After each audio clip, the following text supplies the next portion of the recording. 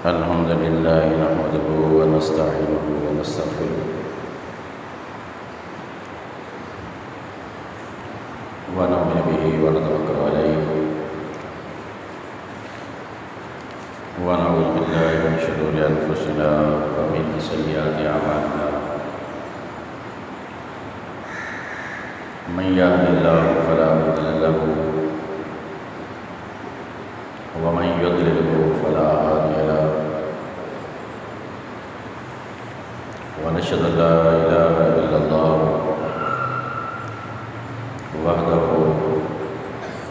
وحده لا شريك له ونشهد أن محمدا عبده ورسوله قال الله تبارك وتعالى في القرآن المجيد والفرقان الحميد أما بعد فأعوذ بالله من الشيطان الرجيم بسم الله الرحمن الرحيم والسابقون الأولون من المهاجرين والأنصار والذين اتبعوهم بإحسان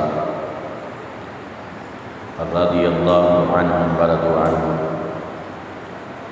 وأعد لهم جنات تجري تحتها الأنهار خالدين فيها أبدا ذلك الفوز العظيم. قال الله تبارك وتعالى في مقام آخر حاميم والكتاب المبين إنا أنزلناه في ليلة مباركة إنا كنا منذرين فيها يفرق كل أمر حكيم أمرا من عندنا إنا كنا مرسلين. قال رسول الله صلى الله عليه وسلم من يرد الله بخيره يفقهه في الدين. آمنت بالله صدق الله العظيم وصدق رسوله النبي الكريم الأمين ونحن على ذلك لمن الشاهدين والشاكرين والحمد لله رب العالمين. بلغ العلا بكماله كشف الدجى بجماله حسن الجميع خصاله صلوا عليه وآله وأصحابه أجمعين. مولاي صل وسلم دائما أبدا على حبيبك خير خلق كلهم والحبيب الذي ترجى شفاعته لكل هول من الأهوال المتهمين. يا رب بالمصطفى بلغ مقاصدنا واغفر لنا ما مضى يا واسع الكرم. مولاي صل وسلم دائما أبدا على حبیبک خیر الخلق کلہم. مختصر حمد و صلاۃ کے بعد میرے انتہائی واجب الکرام لائق صد احترام سامعین گرامی قدر، آج کے خطبہ جمعہ مبارک میں سورہ توبہ سے ایک آیت مبارکہ تلاوت کرنے کا شرف حاصل کیا. سورۃ الدخان کی چند ابتدائی آیات تلاوت کرنے کا شرف حاصل کیا اور اس کے ساتھ ہی ایک صحیح حدیث مبارکہ تلاوت کی. دعائیں اللہ رب العزت مختصر وقت میں کما حق کو حق کہنے کی توفیق عطا فرمائے. اللہ جل مجد الکریم سننے سنانے کے بعد ہم سب کو اس پر عمل پیرا ہونے کی توفیق عطا فرمائے. سامعین گرامی قدر، یہ ماہ مبارک شعبان المعظم کے نام سے موسوم ہے. بہت ہی زیادہ فضیلت کا حامل مہینہ ہے. اس ماہ مبارک کے اندر ایک مقدس اور بابرکت رات جو کہ شب برات کے نام سے موسوم ہے، وہ آج کی ہی رات ہے، اور اس ماہ مبارک میں سیدنا امام الائمہ کاشف الغمہ سیدنا امام اعظم ابو حنیفہ رضی اللہ تعالی عنہ کا وصال مبارک بھی ہے۔ پچھلے جمعہ المبارک کو ہمارے ایک عزیز مہمان، عزیز القدر، فاضل جلیل، عالم نبیل حضرت علامہ مولانا محمد عابد علی قمر نورانی صاحب دامت برکاتہم العالیہ نے آپ کے سامنے بڑے خوبصورت انداز کے اندر شان امام اعظم کو بیان کیا۔ آج اسی موضوع پر دو چار باتیں میں کر پھر آج کی رات کے حوالے سے انشاءاللہ تعالی ہم گفتگو کریں گے۔ آج کی رات کے حوالے سے آج عشاء کی نماز کے بعد بھی بیان ہوگا، اور ابھی بھی شان امام اعظم ابو حنیفہ رحمۃ اللہ تعالی علیہ ونور اللہ مرقدہ، آپ ایک بہت بڑی عظیم ہستی ہیں جو حقیقت کے اندر اگر دیکھا جائے فرمان رسالت کا مصداق ہے، حضرت علی المرتضیٰ کی دعا کا ثمر ہے، اور جو ہستی تابعین کی سردار ہے۔ میری مراد امام اعظم ابو حنیفہ رحمۃ اللہ تعالی علیہ ونور اللہ مرقدہ۔ قرآن مجید فرقان حمید میں اللہ رب العزت نے ارشاد فرمایا والسابقون الاولون من المہاجرین والانصار۔ اس حصے کے اندر اللہ جل مجدہ الکریم نے صحابہ کرام علیہم رضوان کی شان کو بیان فرمایا، ان میں سے مہاجرین بھی اور انصار بھی موجود ہیں۔ پھر ان کے بعد فرمایا والذین اتبعوہم بإحسان، ان کے بعد جنہوں نے ان کی اتباع کی عمدگی کے ساتھ، احسان کے ساتھ، رضی اللہ عنہم ورضوا عنہ، ان کے لیے انعام، ان کے لیے اکرام اللہ جل مجدہ الکریم نے ارشاد فرمایا، ان کے لیے انعام یہ ہے کہ اللہ تعالیٰ ان لوگوں سے راضی ہے، اللہ کی رضا کا پروان ان کو مل گیا۔ ورضوا عنہ، اور وہ بھی ایسے لوگ ہیں، وہ بھی رب ذوالجلال پر راضی ہیں۔ وَأَعَدَّ لَهُمْ جَنَّاتٍ تَجْرِي تَحْتَهَا الْأَنْهَارُ، اللہ رب العزت نے فرمایا ان لوگوں کے لیے انعام یہ ہے کہ اللہ رب العزت نے ان کے لیے باغات کو تیار کر رکھا ہے، ایسے باغات ہیں کہ ان کے نیچے نہریں جاری ہیں، اور سب سے بڑا انعام یہ ہے خالدین فیہا ابدا، وہ صحابہ کرام علیہ رضوان ہوں یا تابعین ہوں، وہ ان باغات میں ہمیشہ ہمیشہ رہیں گے۔ ذالک الفوز العظیم، خود رب ذوالجلال نے فرمایا وہ ایک بہت بڑی کامیابی ہے۔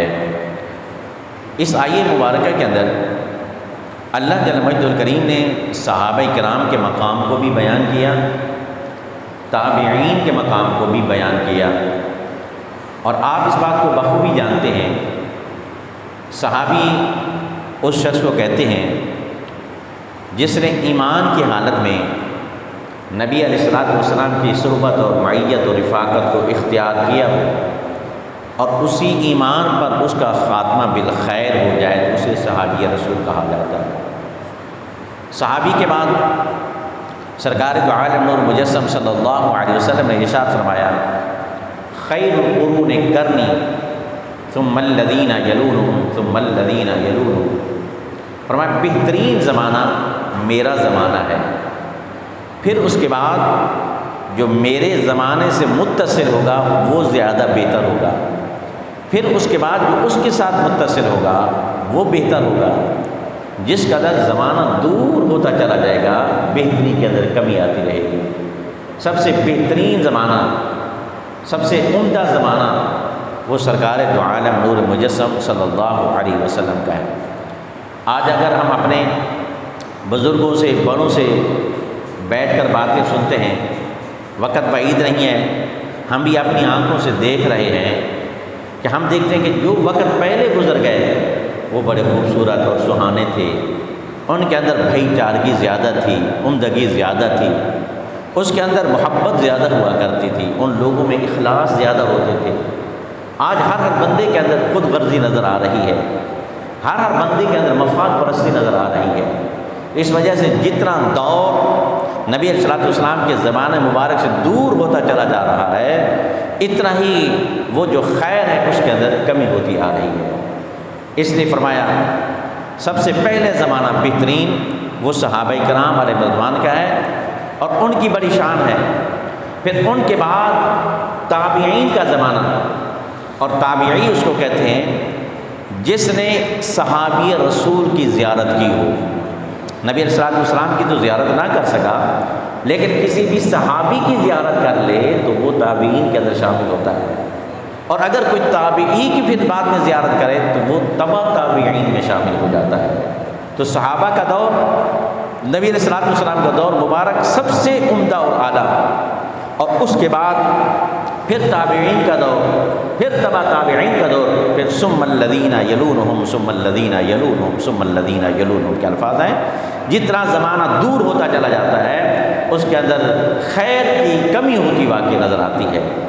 اب بتانا یہ تھا صحابہ کے اندر سب سے افضل و اعلیٰ وہ حضرت ابوبکر صدیق رضی اللہ تعالی عنہ، اور تابعین کے اندر اگر کوئی افضل و اعلیٰ ہے وہ امام اعظم ابو حنیفہ رحمۃ اللہ تعالی علیہ، وہ ہم سب کے امام ہیں۔ صرف ہمارے امام نہیں ہے بلکہ کثیر تعداد کے اندر بڑے بڑے اولیاء کرام علیہ رضوان کے بھی امام ہیں۔ یہی وجہ ہے 4 امام مشہور ہیں: امام اعظم ابو حنیفہ، امام مالک، امام شافعی، امام احمد بن حنبل رحمۃ اللہ تعالی علیہ اجمعین۔ یہ لوگ جو ہیں یہ 4 ائمہ ہیں، لیکن ان میں سے جو سب سے بڑے امام ہیں، جو اکثر ائمہ کے استاد ہیں، وہ امام اعظم ابو حنیفہ رحمۃ اللہ تعالی علیہ۔ اور امام اعظم ابو حنیفہ صرف آپ کے اور ہمارے نہیں بلکہ حضرت ابراہیم بن ادہم، کتنے بڑے ولی کامل گزرے ہیں، آپ ان کے بھی امام تھے۔ حضرت خواجہ معروف کرخی رحمۃ اللہ تعالی علیہ، آپ ان کے بھی امام تھے۔ تو حضرت بایزید بسطامی رحمۃ اللہ تعالی علیہ، اتنا بڑا انعام گزرا ہے، امام اعظم ان کے بھی امام رہے، یعنی کہ وہ بھی حنفی ہے۔ حضرت فضیل بن عیاض جو بہت بڑے ولی تھے، ایک وقت کے اندر نامور ڈاکو کے اندر آپ کا نام ہوتا، لیکن اللہ کی بارگاہ کے اندر آپ نے توبہ استغفار کی تو توبہ استغفار کے بعد اللہ رب العزت نے آپ کو ولایت کا مقام عطا فرمایا۔ امام اعظم ابو حنیفہ رحمۃ اللہ تعالی علیہ حضرت فضیل بن عیاض کے بھی امام ہیں، اور حضرت عبداللہ ابن مبارک رحمۃ اللہ تعالی علیہ ونور اللہ مرقدہ، امام اعظم ان کے بھی امام ہیں، اور حضرت خواجہ معین الدین چشتی اجمیری رحمۃ اللہ تعالی علیہ، ساری دنیا جانتی ہے، خواجہ صاحب کے قصیدے پڑھتے ہیں۔ تو امام اعظم ابو حنیفہ حضرت خواجہ معین الدین چشتی اجمیری کے بھی امام ہیں، اور اسی طریقے سے حضرت مجدد الفسانی رحمۃ اللہ تعالی علیہ کے بھی امام ہیں، اور داتا علی حجویری رحمۃ اللہ تعالی علیہ کے بھی امام ہیں۔ اعلی حضرت عظیم البرکت تاجدار بریلی رحمۃ اللہ تعالی علیہ کے بھی امام ہیں، اور اس کے بعد سیدنا پیر مہر علی شاہ صاحب رحمۃ اللہ تعالی علیہ کے بھی امام ہیں۔ تو وہ ایک عظیم المرتبہ شخصیت ہیں۔ دیکھا جائے تو بڑے بڑے اولیاء کرام علیہ رضوان وہ بھی کیا ہیں، آپ کی امامت کے اندر ہیں، اور وہ آپ کے امام ہیں۔ یہاں تک کہ روایت کے اندر آتا ہے کہ جب حضرت امام اعظم ابو حنیفہ رحمۃ اللہ تعالی علیہ نبی علیہ السلام کی بارگاہ اقدس کے اندر حاضری دی تو وہاں پر نبی علیہ السلام کی بارگاہ میں آپ نے سلام پیش کیا، الصلاۃ والسلام علیکہ یا امام المرسلین، یا امام المرسلین۔ نبی علیہ السلام کے مزار پر مبارک سے جواب آیا وعلیک السلام یا امام المسلمین۔ نبی علیہ السلام کے مزار مبارک سے یہ جواب آیا وعلیک السلام یا امام المسلمین، یعنی کہ یہ لقب مسلمانوں کا امام یہ آپ نے اور ہم نے نہیں بلکہ خود تاجدار کائنات صلی اللہ علیہ وسلم نے عطا فرمایا ہے، اور آپ کے تابعی ہونے میں کوئی شک نہیں ہے، بلکہ آپ نے حضرت انس بن مالک رحمۃ اللہ تعالی علیہ کا دیدار کیا، وہ صحابی رسول تھے، بلکہ علامہ ابن حجر رحمۃ اللہ تعالی نے حجر مکی آپ نے شرح مشکاۃ شریف کے اندر یہ بات لکھی ہے کہ ادرک الامام الاعظم ثمانیۃ من الصحابۃ۔ علامہ ابن حجر مکی رحمۃ اللہ تعالی آپ فرماتے ہیں کہ امام اعظم ابو حنیفہ نے 8 صحابہ کرام علیہ رضوان کی زیارت فرمائی ہے، تو 8 صحابہ کرام علیہ رضوان کی زیارت کرنے والے وہ امام اعظم ابو حنیفہ رحمۃ اللہ تعالی علیہ ہیں۔ اور امام اعظم ابو حنیفہ رحمۃ اللہ تعالی عنہ کی شان آپ کو میں کیا بیان کروں۔ داتا علی حجیری رحمۃ اللہ تعالی نے آپ کی ایک مشہور کتاب ہے، آپ کی مشہور کتاب، آپ نے اس کتاب کے اندر کشف المحبوب کے اندر لکھا، آپ فرماتے ہیں کہ حضرت یحییٰ بن معاذ راضی رحمۃ اللہ تعالی علیہ بہت بڑے ولی گزرے ہیں، ان کا واقعہ ذکر کیا کشف المحبوب کے اندر۔ آپ فرماتے ہیں کہ حضرت یحییٰ بن معاذ راضی نے ایک مرتبہ نبی علیہ السلام کا عالم خواب میں دیدار کیا، عالم خواب میں زیارت کی، اور حضرت یحییٰ بن معاذ راضی رحمۃ اللہ تعالی علیہ نبی علیہ السلام کی بارگاہ اقدس کے اندر یہ سوال کرتے ہیں یا رسول اللہ صلی اللہ علیہ وسلم، اگر اس کے بعد میں آپ سے کبھی کوئی مسئلہ پوچھنا چاہوں، آپ کو تلاش کرنا چاہوں، آپ کا دیدار کرنا چاہوں، میں آپ کا دیدار کیسے اور کہاں کر سکتا ہوں؟ داتا علی حجویری نے لکھا ہے کہ وہاں سے جواب ملا عند علم ابی حنیفہ رحمۃ اللہ تعالی علیہ، یعنی سرکار دو عالم نور مجسم صلی اللہ علیہ وسلم نے ارشاد فرمایا امام اعظم ابو حنیفہ کے علم کے پاس مجھے تم تلاش کر لیا کرو، یعنی جہاں پر آپ کا پڑھنا اور پڑھانے کا تعلق ہے نبی علیہ السلام کا دیدار بھی تمہیں وہاں پر معلوم ہو جائے گا۔ اب یہ دیکھیں امام اعظم ابو حنیفہ رحمۃ اللہ تعالی علیہ وہ امام ایسے امام تھے، آپ کی فقہ بڑی مشہور تھی۔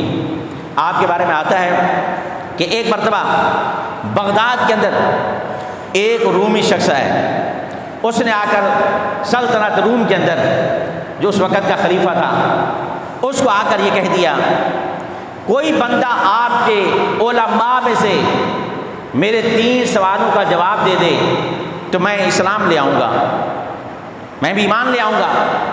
اور روم کا شخص ہے، اس کے اندر خلیفہ روم نے آپ نے اس دور کے جو علماء تھے ان کو بلایا، ان کو جمع کیا، ان کے اندر امام اعظم ابو حنیفہ رحمۃ اللہ تعالی بھی موجود تھے۔ آپ نے فرمایا ٹھیک ہے یہ میرے علماء موجود ہیں، تم نے جو بھی سوال کرنا ہے وہ سوال کرو۔ تو اس نے 3 سوال کیے، ممبر پر بیٹھا ہے، علماء سارے نیچے ہیں، تو کہنے لگا مجھے یہ بتاؤ سب سے پہلا سوال میرا یہ ہے کہ اللہ تعالیٰ کی ذات سے پہلے کون تھا اس دنیا کے اندر؟ اللہ کی ذات سے پہلے کون تھا اس دنیا کے اندر؟ امام اعظم ابو حنیفہ رحمۃ اللہ تعالی فرمایا نیچے بیٹھے تھے، آپ نے فرمایا دوسرا سوال کرو۔ دوسرا سوال کیا ہے؟ اس نے کہا دوسرا سوال میرا یہ ہے مجھے یہ بتاؤ اس وقت اللہ تعالیٰ کا رخ کدھر ہے؟ اللہ تعالیٰ اس طرف مشرق کی طرف دیکھ رہا ہے، مغرب کی طرف دیکھ رہا ہے، شمال کی جانب دیکھ رہا ہے یا جنوب کی جانب دیکھ رہا ہے؟ اور تیسرا سوال یہ ہے مجھے یہ بتاؤ کہ اللہ رب العزت اس وقت کام کیا کر رہا ہے؟ امام اعظم ابو حنیفہ رحمۃ اللہ تعالی علیہ آپ نے فرمایا دیکھیں اگر آپ ہمیں اس قابل سمجھتے ہیں کہ ہم آپ کے سوالوں کا جواب دے سکتے ہیں تو پھر ایک عالم دین کے شان کے لائق یہ ہوتا ہے تو مسند پر اس کو بٹھایا جاتا ہے جو سوال پوچھنے والا ہوتا ہے وہ نیچے بیٹھا کرتا ہے. تو نیچے اترا مجھے اوپر بٹھا دے میں تیرے تینوں سوالوں کا جواب دے دیتا ہوں. وہ رومی شخص جو تھا وہ ممبر سے نیچے اترا. امام اعظم ابو حنیفہ رحمۃ اللہ تعالی علیہ ممبر پر بیٹھ گئے. آپ نے فرمایا اب بتا تیرا پہلا سوال کیا ہے؟ اس نے کہا میرا پہلا سوال یہ ہے کہ اللہ تعالیٰ کی ذات سے پہلے کون تھا؟ اللہ تعالیٰ کی ذات سے پہلے کون تھا؟ امام اعظم ابو حنیفہ نے فرمایا ایسا کرو تم مجھے تھوڑا گنتی سناؤ، مجھے گنتی سناؤ. اس نے گننا شروع کر دیا 1 2 3 4 5 6 7 8 9 10. آپ نے فرمایا اس کو تھوڑا واپس گنو. اس نے گننا شروع کر دیا 10 9 8 7 6 5 4 3 2 1. آپ نے فرمایا آگے گنو. تو کہنے لگا ایک سے پہلے کچھ ہے نہیں تو میں کیا گنوں، ایک کے بعد آگے کوئی چیز نہیں ہے. امام اعظم ابو حنیفہ نے فرمایا اس کا یہی جواب ہے اللہ وحدہ لا شریک ہے، اس سے پہلے کچھ بھی موجود نہیں تھا، اس سے پہلے کچھ بھی موجود نہیں تھا. اس کا یہی جواب ہے. اگر تو ایسے گنتا آ رہا ہے 10 سے 9 9 سے 8 8 سے 7 6 سے 6 5 4 3 2 1 اس طرح جب تو 2 تک پہنچا ہے آگے گن رہا ہے 1، جب 1 پر پہنچا تو رک گیا ہے، آگے کچھ بھی نہیں ہے. تو فرمایا اللہ کی ذات سے پہلے بھی کچھ موجود نہیں تھا. اس کے بعد پھر دوسرا سوال یہ ہے بتاؤ اللہ رب العزت اس وقت کس طرف دیکھ رہا ہے؟ اللہ رب العزت کا رخ کس طرف ہے؟ قربان جائیے. امام اعظم ابو حنیفہ نے فرمایا ایسا کرو کہ شمع کو جلاؤ. موم بتی کو جلایا جاتا ہے تو ان کے سامنے موم بتی کو جلا کے رکھا گیا. امام اعظم ابو حنیفہ رحمۃ اللہ تعالی نے فرمایا کہ اب تو بتا اس شمع کی روشنی کس طرف جا رہی ہے؟ مشرق کی جانب، مغرب کی جانب، شمال و جنوب کی جانب، کس طرف روشنی جا رہی ہے؟ اس نے کہا یہ تو روشنی چاروں طرف پھیلی ہوئی ہے. تو فرمایا میرا رب بھی بیک وقت چاروں طرف دیکھ رہا ہوتا ہے. اللہ رب العزت کے لیے کوئی ایک سمت نہیں ہے کہ ہم متعین کر دیں. اللہ مشرق کی طرف دیکھتا ہے، مغرب کی طرف نہیں، مغرب کی طرف ہے تو شمال کی طرف نہیں، شمال کی طرف ہے تو جنوب کی طرف نہیں. جس طرح یہ روشنی پھیلی ہوئی ہے ہمارا رب بھی اسی طرح چاروں طرف دیکھ رہا ہے. اس نے کہا تیسرا سوال. آپ نے فرمایا تیسرا سوال تمہارا یہ ہے تمہارا رب اس وقت کیا کر رہا ہے؟ آپ نے فرمایا تھوڑی دیر پہلے تو یہاں مسند پر بیٹھا تھا، میں نیچے بیٹھا تھا، میرے رب نے تجھے اٹھا کے نیچے بٹھایا، مجھے اٹھا کے اوپر بٹھا دیا. رب ہمارا یہ کرتا ہے وَتُعِزُّ مَن تَشَاءُ وَتُذِلُّ مَن تَشَاءُ. جسے چاہتا ہے وہ عزت عطا فرماتا ہے، جسے چاہتا ہے وہ ذلت عطا فرماتا ہے. تو امام اعظم ابو حنیفہ رحمۃ اللہ تعالی علیہ وہ تھے اس دور کے اندر جس کو بھی جو مسئلہ درپیش ہوتا وہ فوراً امام اعظم ابو حنیفہ رحمۃ اللہ تعالی کی بارگاہ میں حاضر ہو جاتے ہیں. ایک شخص ہے، ایک مسئلہ آپ کی فقاہت کا اندازہ لگانا ہو تو دیکھیں. ایک شخص ہے اس نے آ کر ایک مسئلہ پوچھا امام اعظم ابو حنیفہ رحمۃ اللہ تعالی علیہ سے. امام اعظم ابو حنیفہ رحمۃ اللہ تعالی کیا مسئلہ پوچھتا ہے؟ کہنا حضور مسئلہ یہ ہے کہ میں نے آج رات ایک شخص میرے پاس آیا، رات کے وقت اس نے چوری کی نیت سے میرے پاس چوری کی. اب میری آنکھ کھل گئی، میں نے اس کو پکڑ لیا اور اس کے بعد چھری تھی اس نے میری گردن پہ رکھ دی اور اس نے مجھ سے قسم اٹھائی ہے کہ دیکھ قسم اٹھا اور وعدہ کر کہ تو میرا نام نہیں بتائے گا. کہنے لگا میں نے قسم اٹھائی ہے میں تیرا نام نہیں بتاؤں گا. اس نے پھر میرے ساتھ یہ زیادتی کی ہے. اس نے قسم یہ اٹھا کہ اگر میں نے کسی کو بتایا تو میری بیوی کو 3 طلاق کے واقع ہو جائیں. اب اس ڈر خوف کی وجہ سے تو نہیں بتائے گا اور یہ الفاظ استعمال کر. اس نے کہا کہ میں اس بات کا تمہارے ساتھ وعدہ کرتا ہوں اگر میں نام لے کر کسی کو تمہارے بارے میں بتاؤں تو میری بیوی کو 3 طلاق کے واقع ہو جائیں. صبح اٹھا حیران ہو گیا کہ بندے کو میں جانتا ہوں، چور کو بھی جانتا ہوں، کام کو بھی جانتا ہوں، لیکن مسئلہ یہ ہے یا تو میں مال بچا سکتا ہوں یا بیوی بچا سکتا ہوں، وقت نکاح سے چلی جائے گی. قربان جائیے. جب یہ مسئلہ سامنے آیا تو امام اعظم ابو حنیفہ رحمۃ اللہ تعالی کے پاس پہنچے. امام اعظم ابو حنیفہ رحمۃ اللہ تعالی نے فرمایا دیکھیے اس مسئلے کا حل میرے پاس موجود ہے، اس مسئلے کا حل میرے پاس موجود ہے. اور وہ اس مسئلے کا حل کیا ہے؟ فرمایا دیکھو یہ لوگ جمعے والے دن جتنے لوگ بھی ہوتے ہیں سارے کے سارے میرے پاس جمعہ پڑھنے کے لیے آتے ہیں.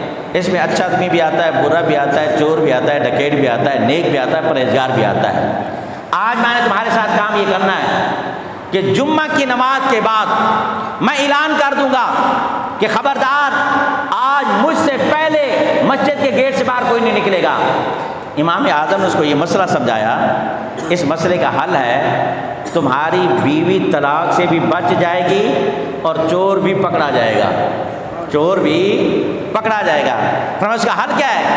امام اعظم ابو حنیفہ رحمۃ اللہ تعالی علیہ آپ فرماتے ہیں اس کا حل یہ ہے میں گیٹ پر کھڑا ہو جاؤں گا، ایک ایک نمازی کے بارے میں تجھ سے پوچھوں گا، اے شخص بتا یہ تمہارا چور ہے؟ جو چور نہیں ہے تو منع کر دینا یہ چور نہیں ہے، اس بندے کو ہم روانہ کر دیں گے۔ پھر دوسرے کے بارے میں پوچھوں گا یہ تمہارا چور ہے؟ اگر چور نہیں تو منع کر دینا یہ میرا چور نہیں ہے، میں اس کو روانہ کر دوں گا۔ اور ایسے کرتے کرتے جب چور آ جائے میں پوچھوں گا یہ تمہارا چور ہے، تم نے خاموش رہنا ہے، تم نے کوئی جواب نہیں دینا، نہ ہاں میں نہ نا میں، نہ ہاں میں نہ نا میں۔ بات سمجھ میں آ گئی؟ کتنا ایک علمی گہرا مسئلہ ہے۔ فرمایا تم نے کچھ نہیں بولنا۔ یہ امام اعظم ابو حنیفہ رحمۃ اللہ تعالی علیہ تو ایسا ہی کیا گیا۔ امام اعظم ابو حنیفہ اپنے مسند پر موجود ہیں، امام اعظم آپ 10 دے رہے ہیں، حلقہ 10 کے بعد امام اعظم نے اپنے نمازیوں سے اعلان کیا، اے میرے نمازیوں آج اعلان سنو، آج کوئی بندہ مجھ سے پہلے مسجد کے گیٹ سے باہر نہ نکلے۔ اس میں کوئی حکمت ہے، اس میں کوئی مصلحت ہے۔ وہ لوگ جانتے تھے امام صاحب کوئی مسئلہ بنانا چاہتے ہیں، بتانا چاہتے ہیں، تو لوگ رک گئے۔ نماز کے بعد ایسا ہوا امام اعظم ابو حنیفہ رحمۃ اللہ تعالی باہر کھڑے ہو گئے، اس شخص کو ساتھ میں لیا تو اسی طرح پوچھتے گئے بتائیے یہ تمہارا چور ہے؟ وہ صراحتاً منع کرتا نہیں یہ میرا چور نہیں ہے، اس کو روانہ کر دیتے۔ پھر دوسرے کے بارے میں بس یہ پوچھتے یہ تمہارا چور ہے؟ وہ کہتے نہیں، فرمایا اس کو بھی روانہ کر دیتے۔ پھر تیسرے، یہاں تک کہ جب چور سامنے آیا امام اعظم ابو حنیفہ نے پوچھا بتاؤ یہ تمہارا چور ہے؟ وہ شخص چپ کر کے کھڑا ہو گیا، اس نے نہیں بتایا کہ میرا چور ہے، کیونکہ قسم اس صورت میں لازم آتی کہ جب وہ بولتا یا بتاتا کہ یہ میرا چور ہے اس کی بیوی کو 3 طلاقیں واقع ہو جاتی، لیکن چونکہ اس نے بتایا نہیں ہے چور بھی پکڑا گیا، مال بھی گھر میں آ گیا اور شرعی مسئلہ جو وہ حل ہو گیا۔ امام اعظم ابو حنیفہ رحمۃ اللہ تعالی علیہ وہ عظیم المرتبہ شخصیت تھے کہ اس دور کے اندر ان جیسا کوئی امام نظر نہیں آتا تھا۔ آپ کی 2-4 باتیں میں آپ کو سناتا ہوں۔ آپ کے بارے میں آتا ہے حضرت امام باقر رضی اللہ تعالی عنہ کو کسی نے بتایا ایک نیا شخص آیا ہے نعمان بن ثابت کے نام سے ہے اور تمہارے نانے جان کے دین کو بدل رہا ہے، تمہارے نانے جان کے دین کے اندر تبدیلیاں پیدا کر رہا ہے، اور وہ کہتا ہے میں قرآن حدیث اجماع امت اور کیا سے بات کرتا ہوں، تو لہذا نظام کے اندر شریعت مطالعہ کے اندر بڑی تبدیلی پیدا ہو رہی ہے۔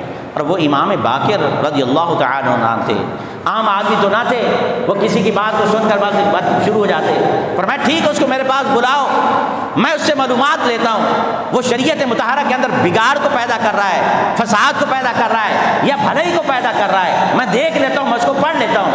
امام اعظم ابو حنیفہ رحمۃ اللہ تعالی علیہ کو بلایا گیا، آپ نے فرمایا کہ بتاؤ میں نے یہ سنا ہے کہ تم میرے نانا جان کی شریعت کے اندر تبدیلیاں پیدا کر رہے ہو، قیاس کے ذریعے سے، اپنے عقل کے ذریعے سے، قرآن و حدیث کو تو پیچھے چھوڑ رہے ہو۔ آپ نے فرمایا نہیں حضور ایسا نہیں ہے، میں نے قرآن و حدیث کو پیچھے نہیں چھوڑا، یہاں تک کہ آپ نے فرمایا اگر ایسی بات ہے تو پھر مجھے کچھ مطمئن کرو۔ آپ نے فرمایا امام اعظم ابو حنیفہ رحمۃ اللہ تعالی علیہ ونور اللہ مرکزہ امام باقر سے سوال کرتے ہیں حضور مجھے یہ بتائیں عورت کمزور ہوتی ہے یا مرد کمزور ہوتا ہے؟ مرد و عورت میں سے دونوں میں سے کمزور کون ہے؟ تو آپ نے فرمایا عورت کمزور ہوتی ہے، مرد طاقتور ہوتا ہے۔ تو آپ نے فرمایا حضور اگر میں قیاس سے کام لیتا، شریعت مطہرہ کے اندر، وراثت کے اندر اگر میں عقل سے کام لیتا، میں قیاس سے کام لیتا، میں حکم دیتا عورت کو ڈبل حصہ دیا جائے، مرد کو 1 حصہ دیا جائے، کیونکہ عورت کمزور ہے، کمزور کو زیادہ ملنا چاہیے، اور جو ضعیف ناتھ اس کو زیادہ ملے، جو طاقت اس کو سنگل ملے۔ حالانکہ ایسا نہیں ہے، بلکہ قرآن کی نص قطعی سے موجود ہے کہ مرد کو ڈبل حصہ ملتا ہے، عورت کو سنگل ملتا ہے، تو میں نے کیا سے کوئی کام نہیں لیا۔ امام باقر رحمۃ اللہ تعالی خوش ہو گئے۔ اس کے بعد پھر آپ نے دوسرا سوال کیا حضور مجھے یہ بتائیں نماز افضل ہے یا روزہ افضل ہے؟ یہ امام اعظم ابو حنیفہ پوچھ رہے ہیں نماز افضل ہے یا روزہ افضل ہے؟ آپ نے فرمایا نماز افضل ہے۔ نماز افضل ہے، روزہ بھی عبادت ہے، نماز افضل ہے۔ آپ نے فرمایا حضور مسئلہ یہ ہے اگر کوئی عورت ایام مخصوصہ کے اندر ہو، ایام مخصوصہ میں عورت کی نماز قضا ہو جائے، ہم کہتے ہیں کہ عورت کو نماز معاف ہے، اور اگر اس عورت کے ایام مخصوصہ کے روزے قضا ہو جائیں، ہم کہتے ہیں ان کو روزہ رکھنا پڑیں گے۔ حضور اگر میں اپنے قیاس کے ذریعے سے مسائل بیان کرتا پھر تو اس کا معاملہ برعکس ہوتا، میں کہتا کہ نماز کو پڑھنا پڑے گا، روزے کی قضا کو چھوڑ دو کیونکہ یہ زیادہ فضیلت والی ہے۔ میں نے اپنے عقل سے کام نہیں لیا بلکہ جو شریعت مطہرہ کا مسئلہ ہے میں نے وہی بیان کیا ہے۔ پھر آپ نے فرمایا حضور مجھے ایک مسئلہ اور بیان کریں، یہ بتائیں کہ پیشاب بھی نجس ہے، نطفہ بھی نجس ہے، لیکن پوچھنا یہ چاہتا ہوں اس میں سے زیادہ نجس کون سی چیز ہے؟ آپ نے فرمایا پیشاب زیادہ نجس ہے۔ امام باقر بتا رہے ہیں پیشاب کے قطرات زیادہ نجس ہیں۔ آپ فرماتے ہیں کہ اگر میں قیاس سے کام لیتا پھر میں کہتا کہ جب پیشاب کے قطرات نکلیں انسان کے اوپر غسل واجب ہو جائے، اور نطفے کے قطرات نکلیں تو پھر وضو واجب ہو جائے۔ میں نے تو قیاس سے کوئی کام نہیں لیا بلکہ جو نطفہ اس سے پیدا ہو تو پھر غسل واجب ہو جاتا ہے، اور اگر پیشاب کے قطرات نکلے تو پھر وضو لازم کرا دیا جاتا ہے۔ یہ امام باقر رحمۃ اللہ تعالی رضی اللہ تعالی عنہ ونور اللہ مرکزہ، آپ کھڑے ہوئے امام اعظم ابو حنیفہ کی پیشانی کا بوسہ دے دیا۔ فرمایا لوگ ایسا کر رہے تھے، آپ کے بارے میں اس طرح کی باتیں کر رہے تھے، لیکن یہاں معاملہ ایسا نہیں ہے، یہ دین کے اندر بگاڑ نہیں ہے، یہ دین کے اندر فساد نہیں ہے، بلکہ عین شریعت مطہرہ کے مطابق آپ کام کر رہے ہیں۔ یہ امام اعظم ابو حنیفہ رحمۃ اللہ تعالی ونور اللہ مرکزہ۔ آخری بات آپ کو بڑی دلچسپ بڑی خوبصورت بات سنا رہا ہوں۔ حضرت امام اعمش، یہ بڑی خوبصورت بات ہے، شان امام اعظم ابو حنیفہ رحمۃ اللہ تعالی۔ ابھی امام اعظم ابو حنیفہ امام کے لقب سے ملقب نہیں ہوئے، آپ کی جو کنیت ہے، آپ کا جو لقب ہے امام اعظم ابو حنیفہ، اس کنیت سے مقنع نہیں ہوئے تھے، مشہور نہیں، نعمان بن ثابت آپ کا نام تھا۔ اور حضرت امام اعمش رحمۃ اللہ تعالی علیہ ونور اللہ مرکزہ یہ رئیس المحدثین ہیں، رأس المحدثین ہیں۔ محدث کہتے ہیں حدیث پڑھانے والا، رئیس المحدثین، رأس المحدثین، امام المحدثین، یعنی وہ عام حدیث پڑھانے والے نہیں تھے بلکہ اس دور کے اندر جو حدیث پاک پڑھانے والے تھے آپ ان کے بھی امام تھے، ان کی اصل تھے، ان کے سردار تھے، اتنے بڑے امام تھے۔ امام اعمش آج اگر آپ بخاری شریف اٹھا کر دیکھیں، ترمذی شریف اٹھا کر دیکھیں، ابن ماجہ اٹھا کر دیکھیں، دیگر سیاستہ کی جتنی بھی کتب ہیں ان کی ورق گردانی کر کے دیکھیں، جتنا زیادہ احادیث مبارکہ حضرت امام اعمش رحمۃ اللہ تعالی سے موجود ہیں، روایت ہیں، وہ کسی اور سے نہیں ہے۔ بہت زیادہ کثرت کے ساتھ وہ حدیث کو بیان کرنے والے وہ حضرت امام اعمش رحمۃ اللہ تعالی علیہ، اتنے بڑے امام ہیں۔ اس دور کے اندر ایک بندہ سوال لے کر آیا، اور سوال بھی حضرت امام اعمش کے پاس لے کر آیا، اور وہ مسئلہ کیا تھا؟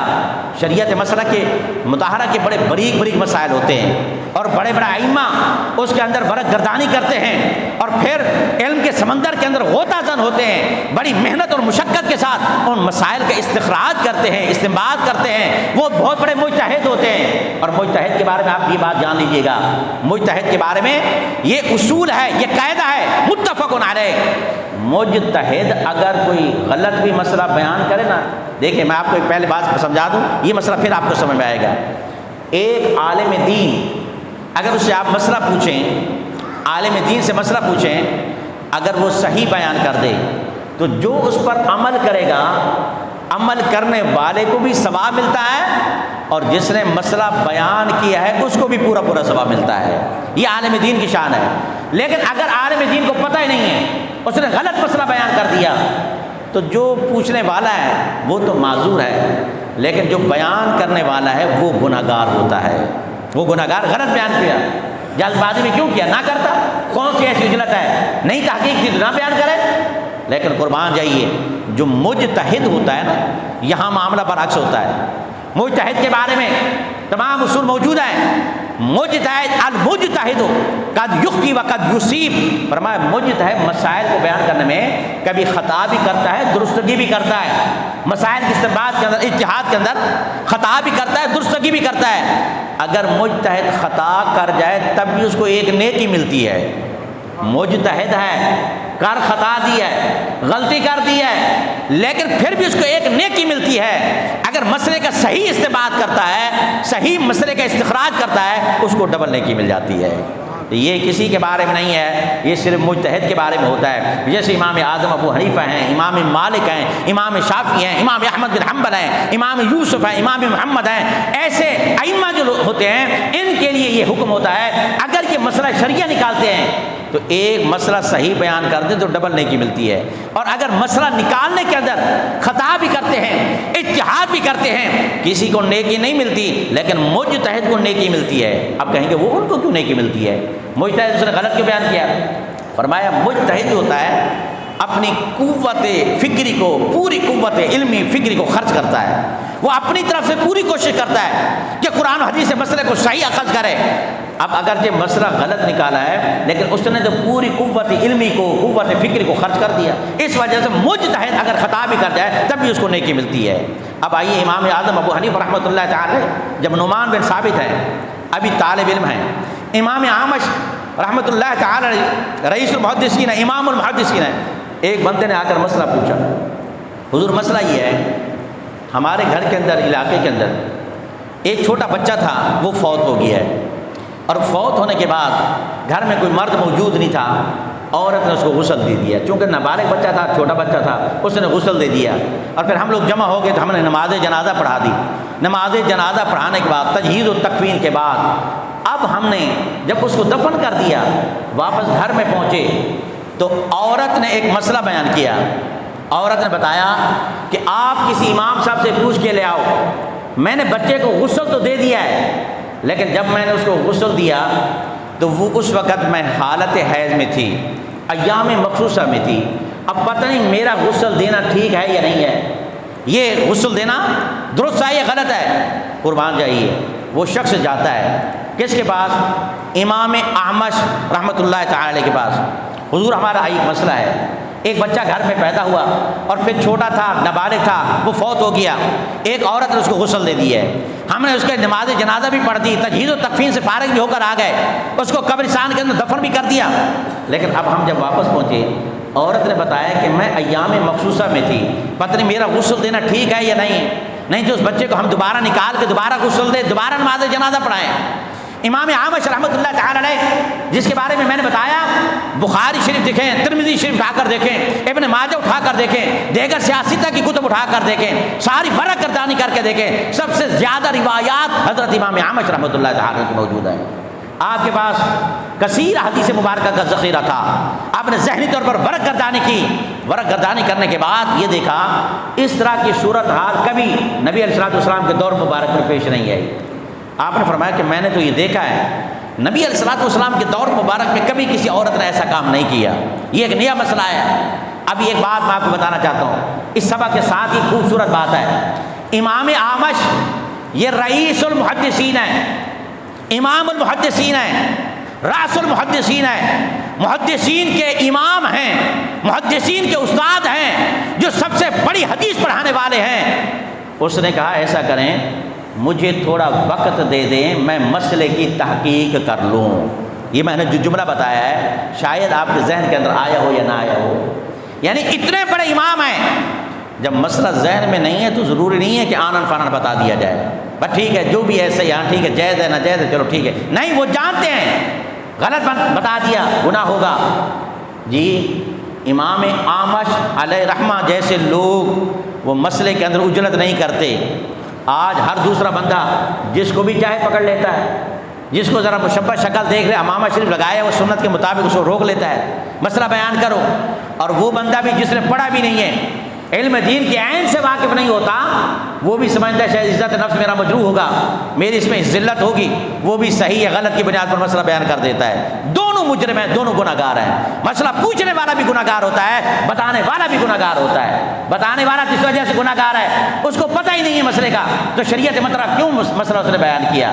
پوچھنے والا اس لیے گناہ گار ہے، باقی ہر معاملے کے اندر تحقیق کر لیتے ہیں، کہ ڈاکٹر کون سا اچھا ہوگا، کاروبار کہاں سے صحیح ملے گا، نفع و نقصان کہاں سے صحیح ملے گا، نفع کہاں ہوگا نقصان کہاں ہوگا، باقی دنیا کے ہر معاملے کے اندر ہم تحقیق کرتے ہیں، اور شریعت مطہرہ کا مسئلہ ہے تو ہم کوئی بھی مل جائے راہگیر اس کو روک کر مسئلہ پوچھ لیتے ہیں۔ تو ہمیں تحقیق کرنی چاہیے، جو صحیح معنوں میں مستند عالم دین ہو، جو شریعت مطہرہ کے مسائل کو جاننے والا ہو، واقفیت رکھنے والا ہو، صرف اس سے مسئلہ پوچھنا چاہیے، ہر کس ناکے سے نہیں پوچھنا چاہیے۔ اور پھر جاننے کے باوجود بھی کوئی بھی عالم، کوئی بھی مفتی اگر وقت مقررہ پر مسئلے کا جواب نہیں دیتا، یہ عیب کی بات نہیں ہوتی، ہم لوگ اس کو عیب سمجھتے ہیں، عزت نفس کو مجروح ہونا سمجھتے ہیں، یہ سب غلط ہے۔ امام اعمش جیسے جو امام اعظم ابو حنیفہ کے اساتذہ کے اندر ہیں، امام ابو حنیفہ سے بھی سینئر ہیں، وہ کہہ رہے ہیں کہ تھوڑے مجھے وقت دیں، میں مسئلے کی تحقیق کر لوں پھر اس کا جواب دے دوں گا۔ تو ایک بات یہ جان لیں، یہ پہچان لیں، یہ ہمارے اکابرین کا طریقہ ہے۔ شریعت مطہرہ کا مسئلہ کوئی مذاق نہیں ہوتا، یہ دنیاوی بات نہیں ہے جس سے چاہے پوچھ لو، جس سے چاہے کوئی جواب دے دے، ایسا ہمیں نہیں کرنا چاہیے، ہم بڑے گناہگار ہوتے ہیں۔ ہر معاملات کے اندر جہاں تحقیق ضروری ہے وہاں شریعت مطہرہ کے مسئلے کے اندر بھی ہمیں تحقیق کرنا ضروری ہے۔ حضرت امام اعمش نے ایک دن کا وقت مانگا، وہاں کوفہ کے، مدینہ شریف کے بڑے بڑے علماء کو جمع کر دیا اور ان سے کہا کہ بتاؤ ایک مسئلہ ہے میرے ذہن میں نہیں آ رہا، میرے ذہن میں مسئلہ نہیں آ رہا، اس کا کیا جواب دوں؟ لوگوں نے تحقیق کرنا شروع کر دی، ہر ایک ورق گردانی کر رہا ہے، مطالعہ کر رہے ہیں، سائل دوسرے دن پھر آ جاتا ہے، بتائیے اس مسئلے کا کیا ہوا؟ آپ نے فرمایا ابھی تک تمہارا مسئلہ حل نہیں ہوا، یہ جائز ہے کہ ناجائز ہے، ابھی تم جاؤ۔ تیسرے دن پھر آیا، امام اعمش رحمۃ اللہ تعالیٰ اس کو جواب دیتے ہیں، اس عورت نے ایسا کیوں کر دیا، اس کو ایسا نہیں کرنا چاہیے، اس نے حضور یہ نہیں کرنا چاہیے تھا، لیکن انسان جو خطا اور نسیان سے مرکب ہے، وہ غلطی ہو گئی، جو خطا ہونی تھی وہ تو ہو گئی، لیکن اب کیا کرنا چاہیے؟ آپ نے 3 دن تک پھر مہلت مانگ لی۔ امام اعمش رحمۃ اللہ تعالیٰ نے اس وقت حضرت امام اعظم ابو حنیفہ رحمۃ اللہ تعالیٰ دور طالب علمی ہے، حضرت شیخ حماد رحمۃ اللہ تعالیٰ کے بعد درس حدیث حاصل کر رہے تھے، آپ پڑھ رہے تھے، آپ دور طالب علمی کے اندر ہیں، بڑے بڑے علماء کو جمع کیا گیا، کوفہ کے، مدینہ شریف کے، اس کے جتنے بھی علماء تھے، ایک مسئلہ شریعہ کی تحقیق کے لیے پوچھا گیا، بتاؤ اگر عورت ایام مخصوصہ کے اندر وہ غسل دے دے، اس کی نماز جنازہ ٹھیک ہوگی یا نہیں ہوگی، یہ تجہیز و تکفین درست ہے یا غلط ہے؟ بڑے بڑے ائمہ جب سرگرداں ہو گئے، بڑے بڑے ائمہ وہاں پر دیکھنے پر کہ اب اس کا ہم کیا جواب دیں، حضرت شیخ حماد رحمۃ اللہ تعالی علیہ کون ہے؟ یہ حضرت امام اعظم ابو حنیفہ کے استاد محترم ہیں۔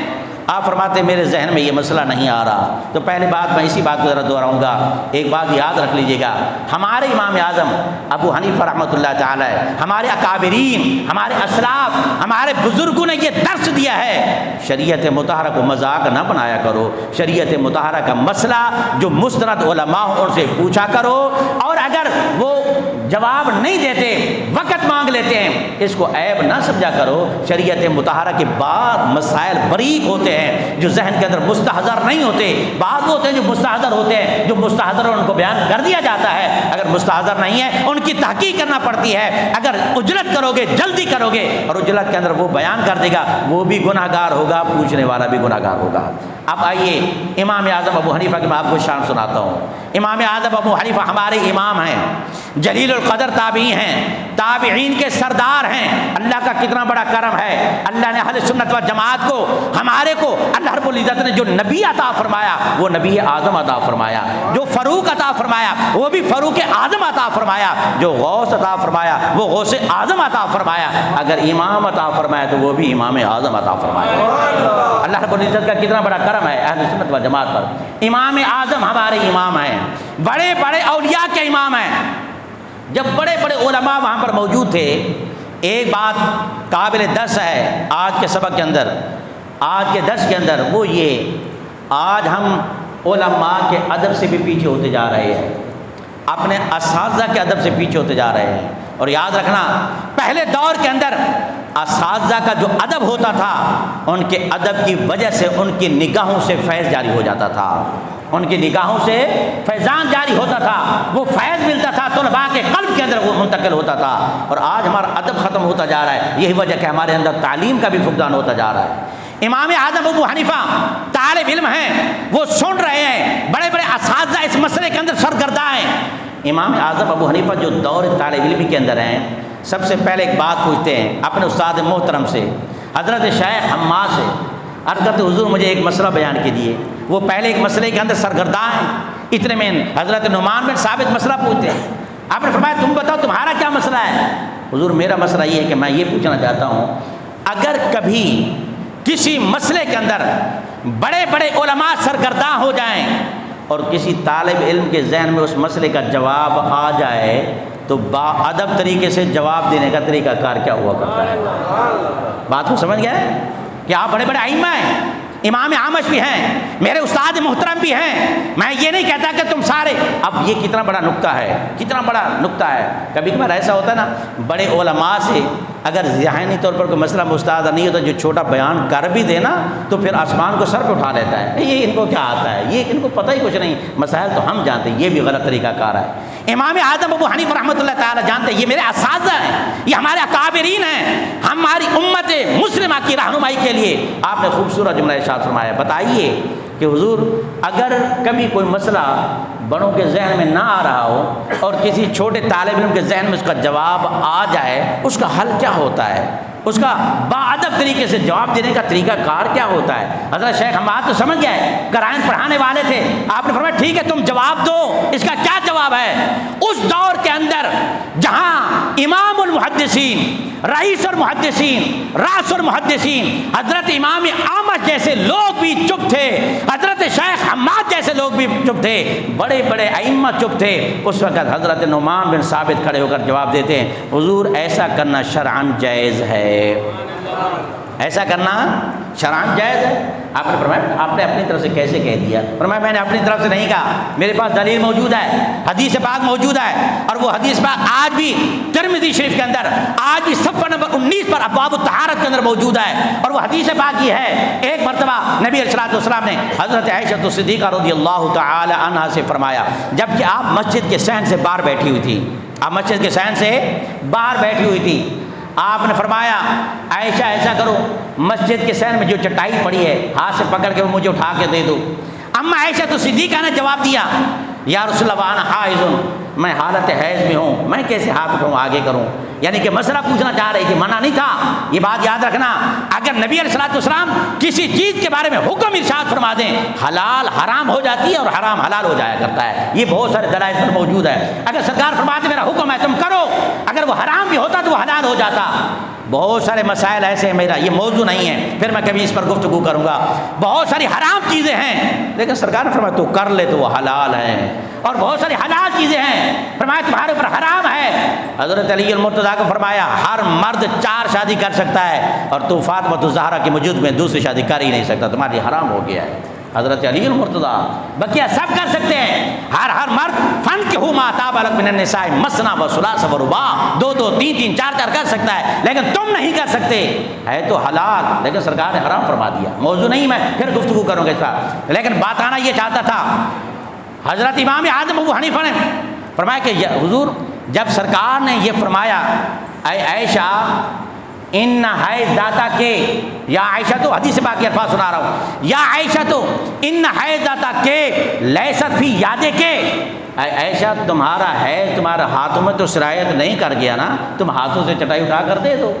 اب یہ مسئلہ حل ہو گیا.